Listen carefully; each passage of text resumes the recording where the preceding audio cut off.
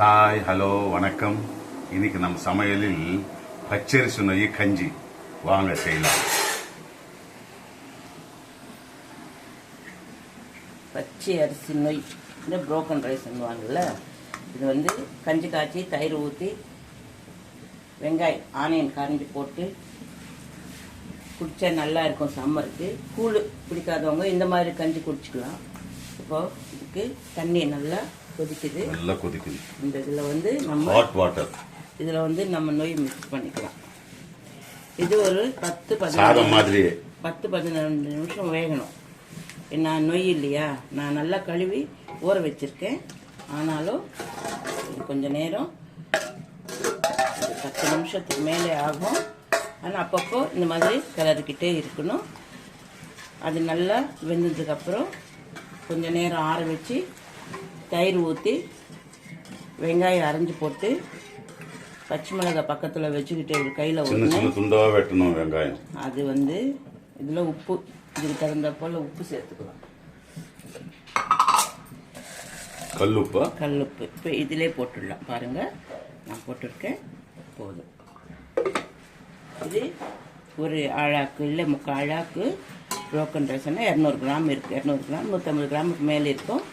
இதே மாதிரி தண்ணி வச்சு கொதிக்க வேணதுக்கப்புறம் இது கழுவி நல்லா ஊற வச்சுக்கோங்க. கொஞ்சம் நேரம் கழுவி வச்சுட்டிங்கன்னா அப்படியே ஊறிடும். இது இந்த மாதிரி இந்த தண்ணி நல்லா கொதிச்சதுக்கப்புறம் அது போட்டு மிக்ஸ் பண்ணி நல்லா வேக வைக்கணும். ஒரு 15 நிமிஷம் ஆகும். பார்த்தீங்களா, நல்லா வெந்து போச்சு. இதுதான் நொய் கஞ்சி, அரிசி நொய் கஞ்சி. நமக்கு கூழ் மாதிரி கூழ் சாப்பிடாம சிலருக்கு வந்து கூழ் பிடிக்காது. அவங்க வந்து இந்த மாதிரி கஞ்சி செஞ்சு சம்மர் சீசன், அதனால கஞ்சி வந்து இந்த மாதிரி காய்ச்சிட்டு நல்லா ஆறுனதுக்கு அப்புறம் இதான் ஏழை மக்களுடைய பிரியாணி. அப்போ அது இப்போ இருக்கிறவங்களுக்கு இதுதான் சாப்பிடுறாங்க.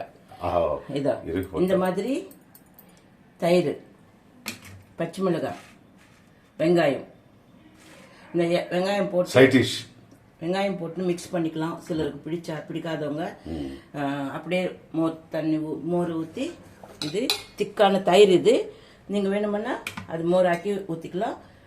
இல்லைன்னா அப்படியே கூட நம்ம, ஆனால் சூடாக இருக்கிறம்போது நீங்கள் மோரும் தயிரும் கலக்கக்கூடாது. இது நல்லா ஆறுனதுக்கு அப்புறம் தான் மிக்ஸ் பண்ணிக்கணும்.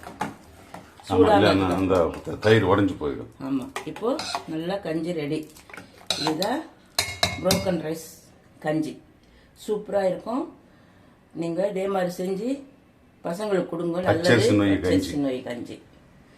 இது சிலர் வந்து புழுங்கல் அரிசி சாப்பிட்றவங்க அந்த ரைஸ் இதில் கூட பண்ணிக்கலாம்.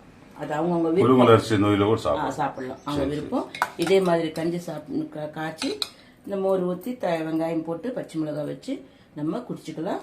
சூப்பராக இருக்கும். சம்மர் சீசனுக்கு வந்து நீங்கள் இதே மாதிரி செஞ்சு சாப்பிட்டுட்டு லைக் பண்ணுங்கள், ஷேர் பண்ணுங்கள், சப்ஸ்கிரைப் பண்ணுங்கள்.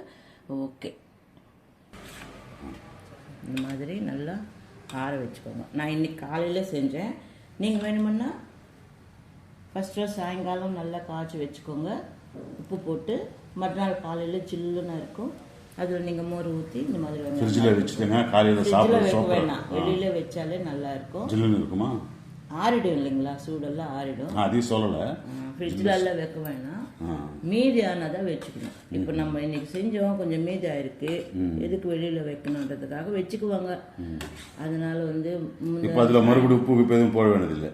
நான் கரெக்டாக போட்டிருக்கேன். அது கம்மியாக இருந்தால் கொஞ்சம் சால்ட் மிக்ஸ் பண்ணிக்கலாம். அது ஒரு பெரிய பிரச்சனை கிடையாது. இன்னும் தண்ணி கூட ஊற்றிக்கலாம் சிக்கனாக இருந்தால். அவங்கவுங்க விருப்பம். அது கொஞ்சம் திக்காக குடிக்கிறவங்க இப்படி குடிப்பாங்க.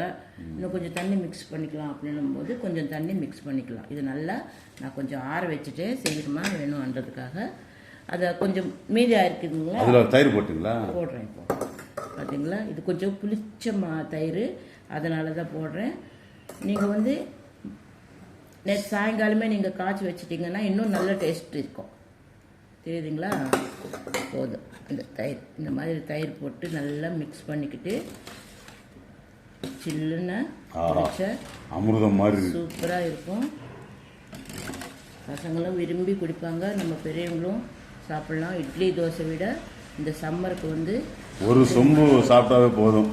டிஃபன் எதுவும் தேவையில்லை, நல்லா இருக்கும். காலை டிஃபன். பார்த்தீங்களா, இதுதான் நொய் அரிசி நொய் கஞ்சி. இதில் புழுங்கல் அரிசி நொயிலையும் செஞ்சுக்கலாம், பச்சரிசி நோயிலும் செஞ்சுக்கலாம். நான் வந்து இதில் வந்து வெங்காயம் மிக்ஸ் பண்ணிடுறேன். ஏன்னா எங்கள் வீட்டில் குடிப்பாங்க அந்த மாதிரி. நான் வந்து மிக்ஸ் பண்ணிக்கிறேன்.